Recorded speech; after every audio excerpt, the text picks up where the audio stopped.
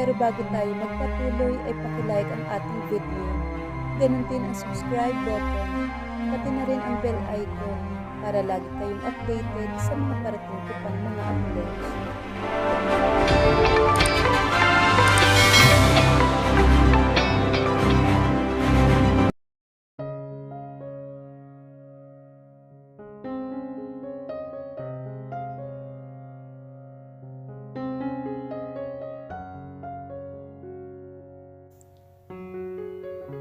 The Story of Second Chances.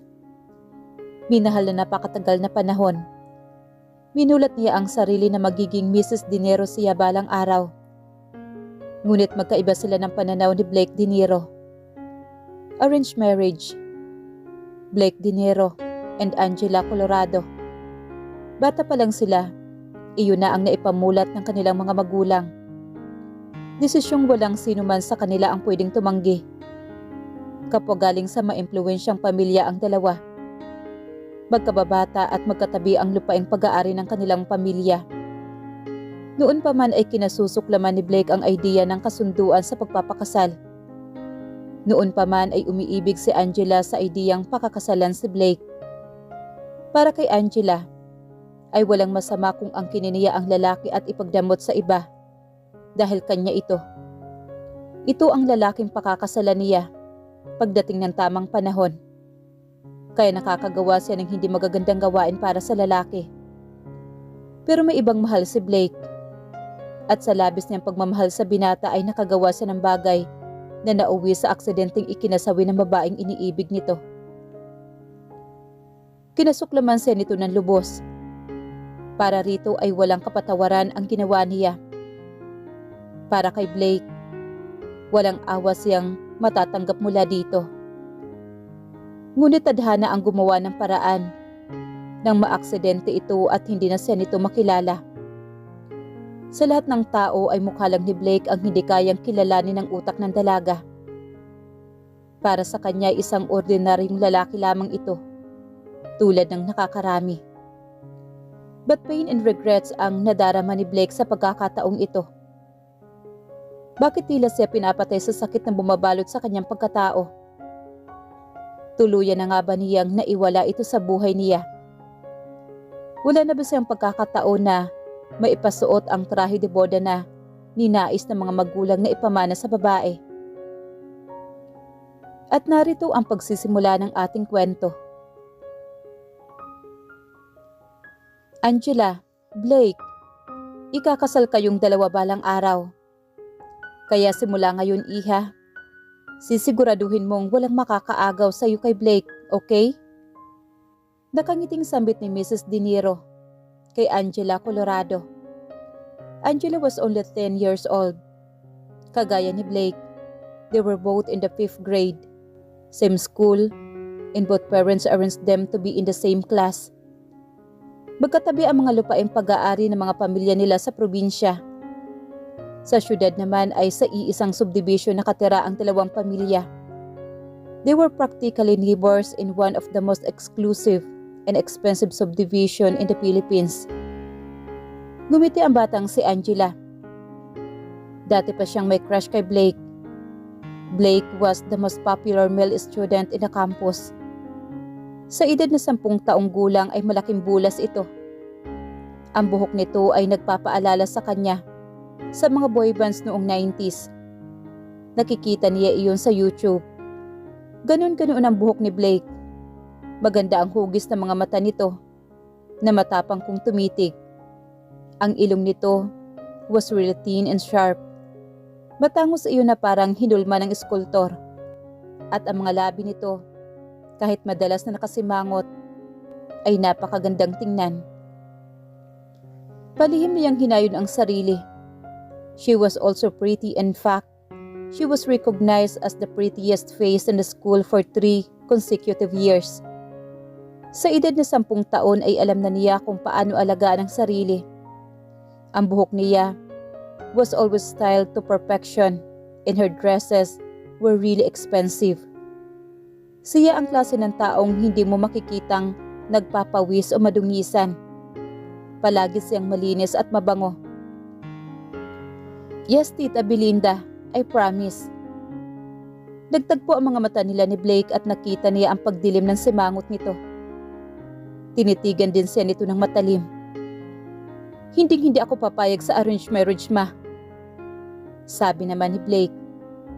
Puro Diyos por santo, Blake. Napagkasunduan na namin ang mga bagay na ito. Wala ng babaeng mas babagay pa sa iyo kaysa sa unikaihan ng mga Colorado. And our families have always been friends. Anang ginang. Gilalas ito.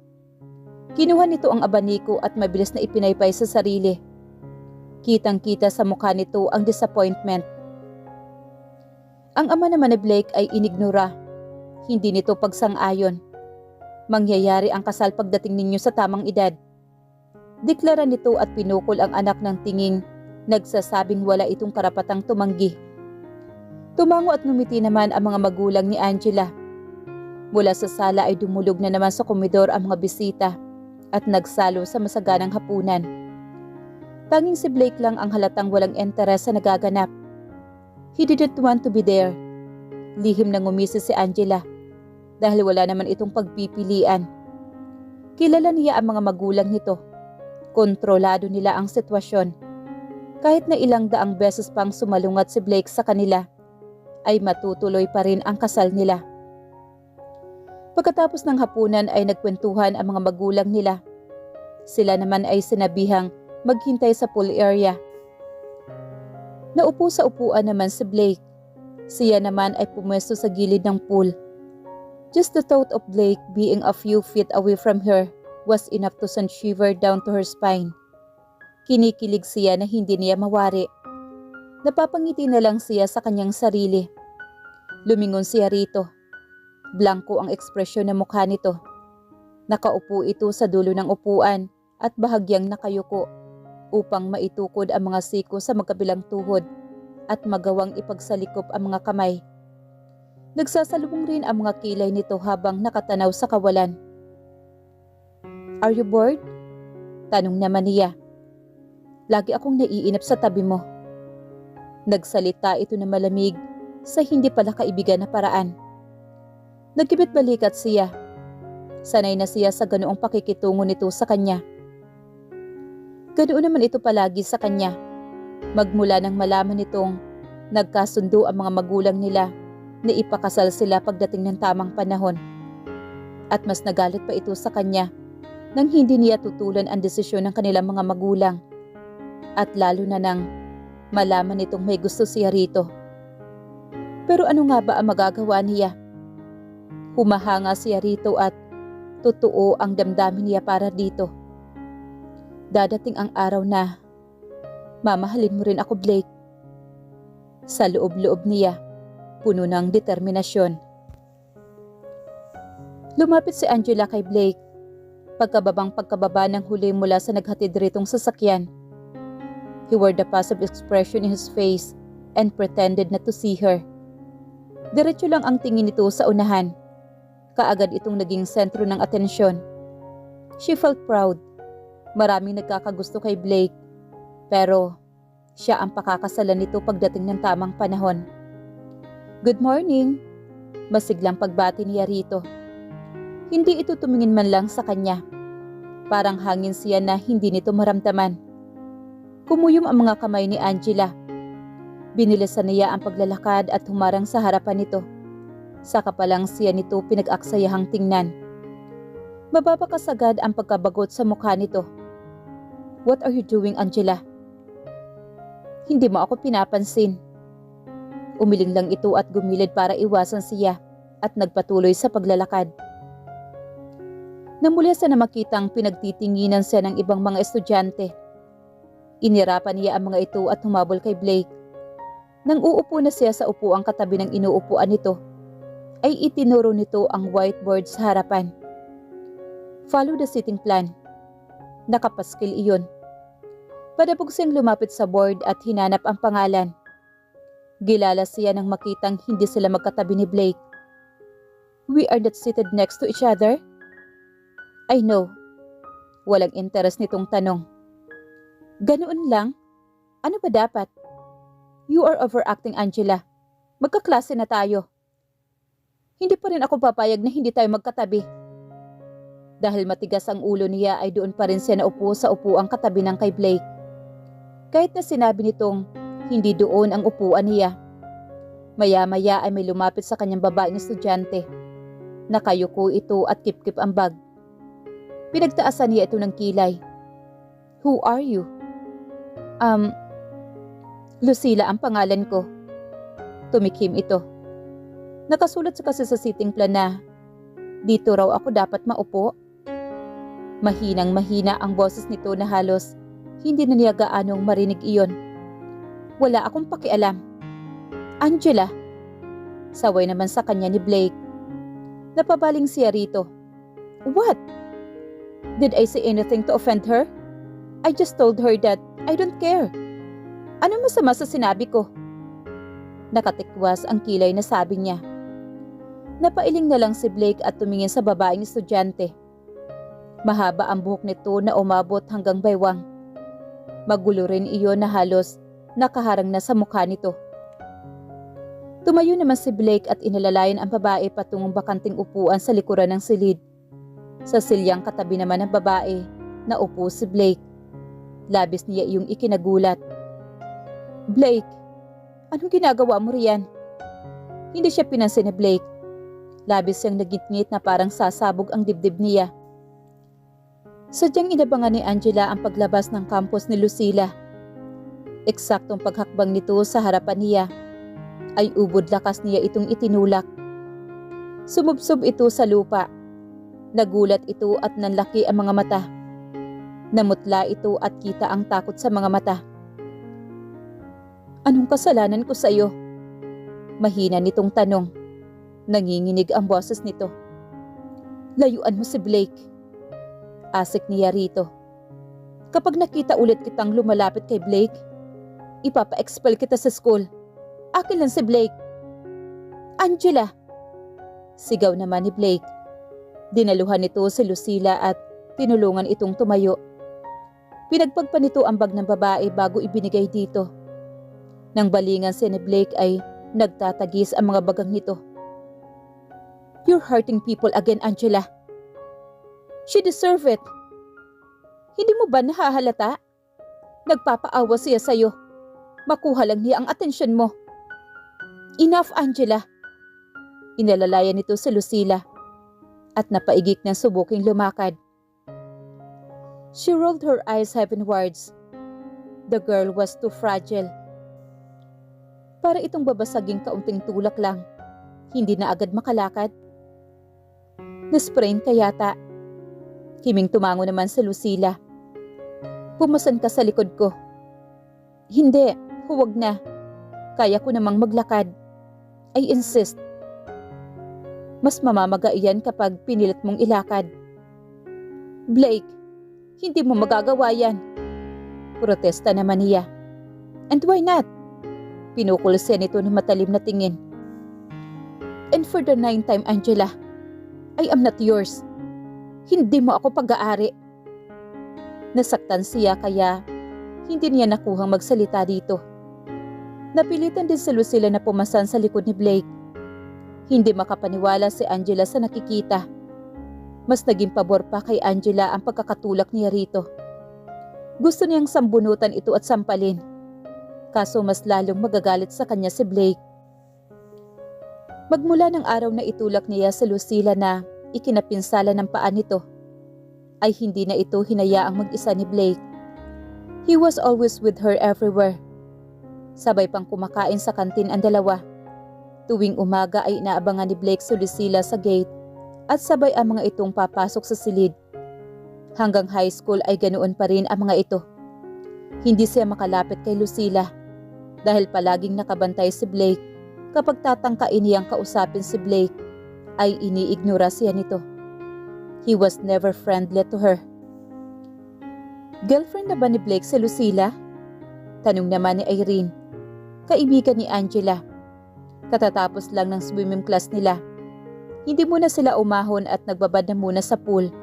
Sina Irene at Talia ang masasabi niya mga kaibigan niyang matalik. Sinong may sabi? Nagkatingin na naman sina Talia at Irene.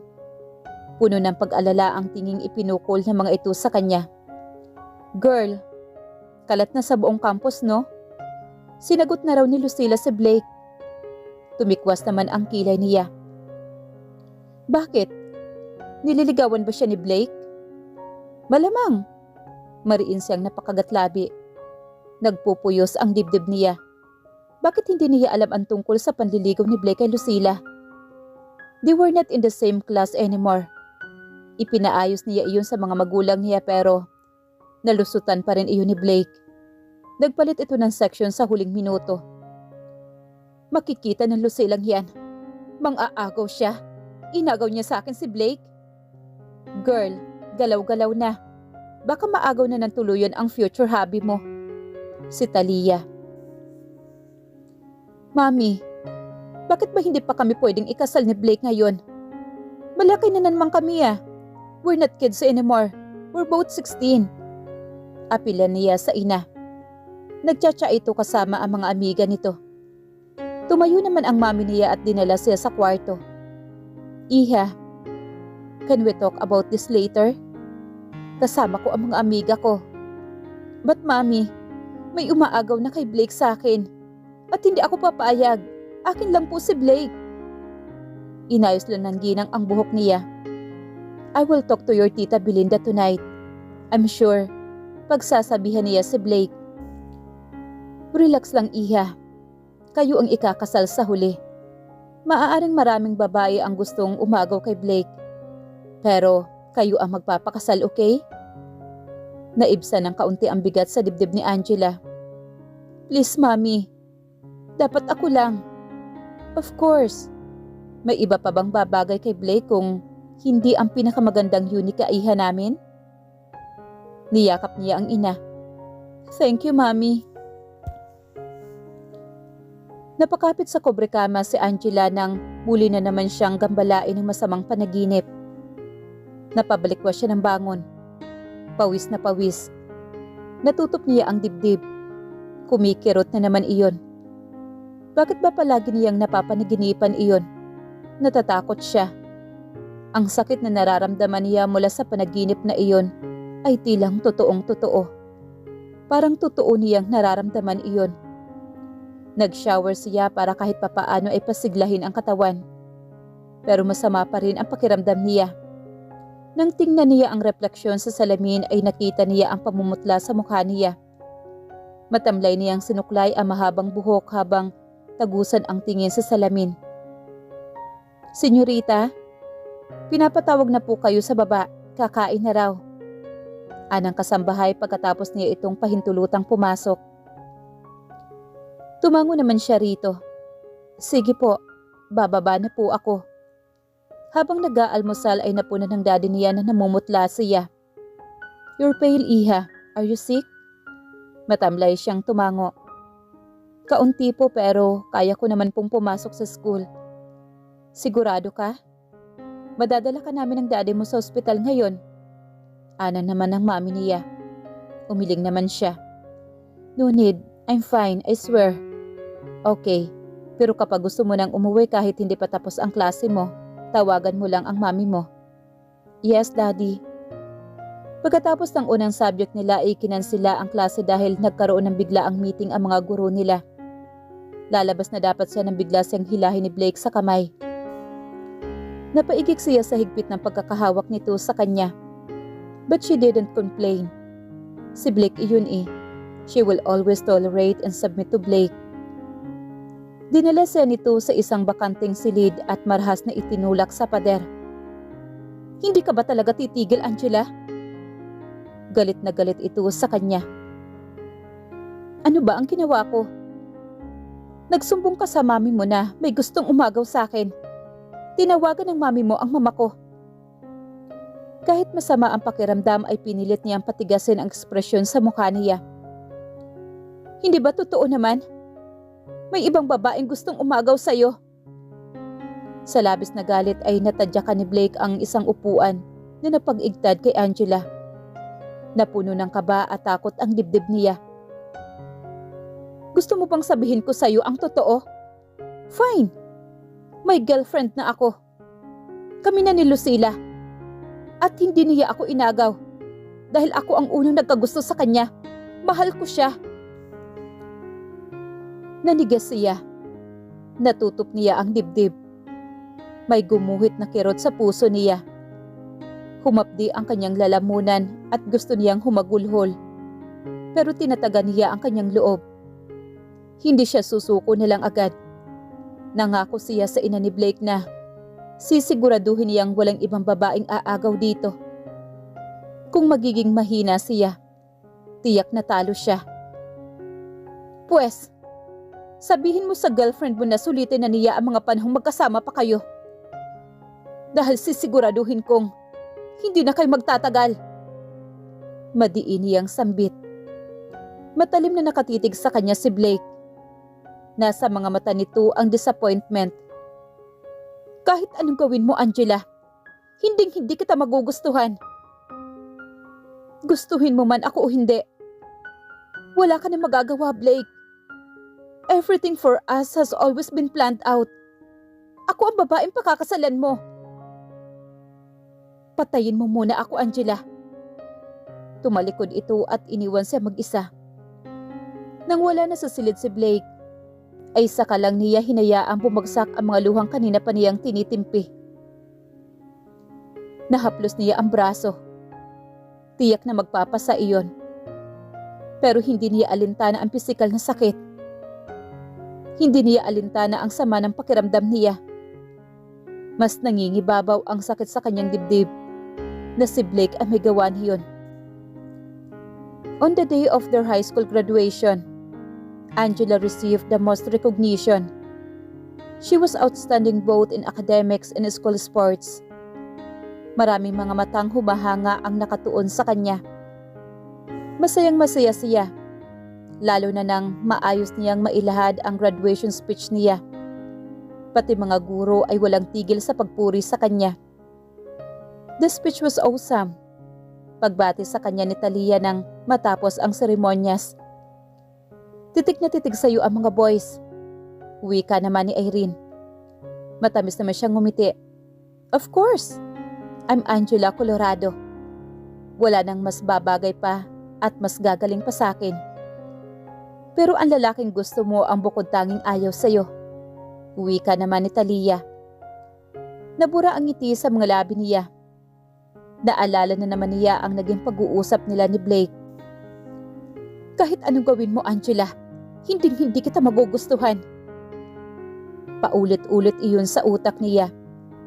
At sa paraan ng paghawak nito sa mga braso niya nang walang pag-alala. Napapikit siya.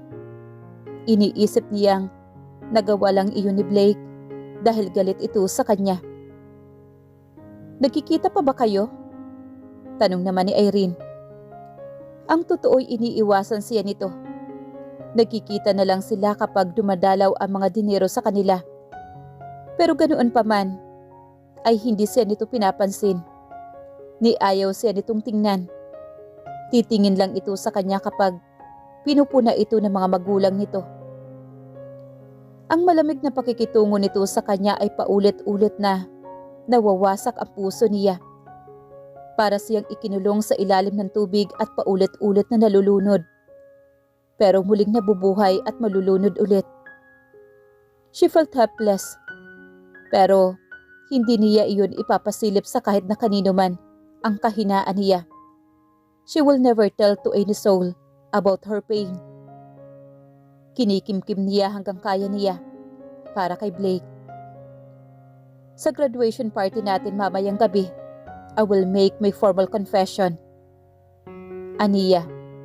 Naisip niyang baka akala nito ay naglalaro lang siya at hindi tunay ang damdamin niya. Tumili ang kanyang mga kaibigan. Go girl! Kinagabihan ay naghanda siya ng husto. She wore the most elegant navy blue evening gown. Nakapusod ang buhok niya na ang ilang hibla ay hinayaang nakabagsak sa magkabilang gilid ng maliit niyang mukha. Her makeup was perfect and she looked magical.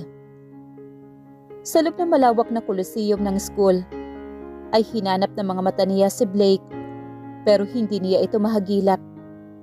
Hindi na niya mabilang kung ilang mga imbitasyon na sa pakikipagsayaw ang kanyang tinanggihan. Gusto niyang si Blake ang makasama niya sa kanyang unang sayaw at ito ay dapat na ganap na perpekto. Dumapit sa kanya si Natalie at Irene. "How many more invitations are you planning to turn down tonight?" Naupo siya.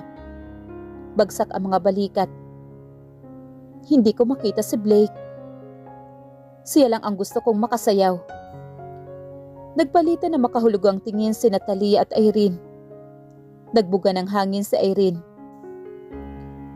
Ang totoo, nakita namin siya ilang minuto ang nakakaraan. Mabilis ang pagkabuhay ng sigla sa bawat himaymay ng katawan niya. Saan? Tinampal ni Talia si Irene na tila pinipigilan ito magsalita. Ano? May dapat ba akong malaman? Hindi umimik ang dalawa, kaya naitirik niya ang mga mata.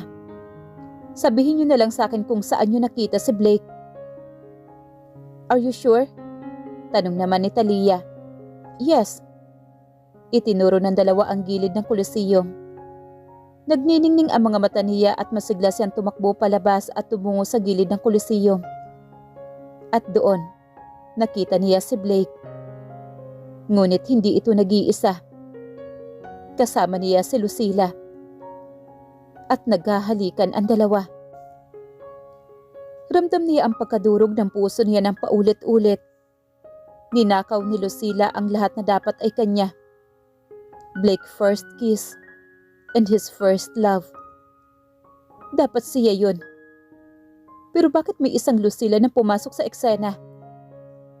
Hindi na niya alam kung ano ang pumasok sa utak niya. Basta tila nagkaroon ng sariling isipan ang mga kamay niya. Dumampot iyon ng bato at inihagis kay Lucila. Sumapul ang bato sa ulo ng babae na ikinagulat nito at ni Blake. Gulat. Ang mga mata ni Blake na matuon ang tingin nito sa kanya. Nang makita siya nito, automatikong ang pagdidilim na mukha nito. Angela!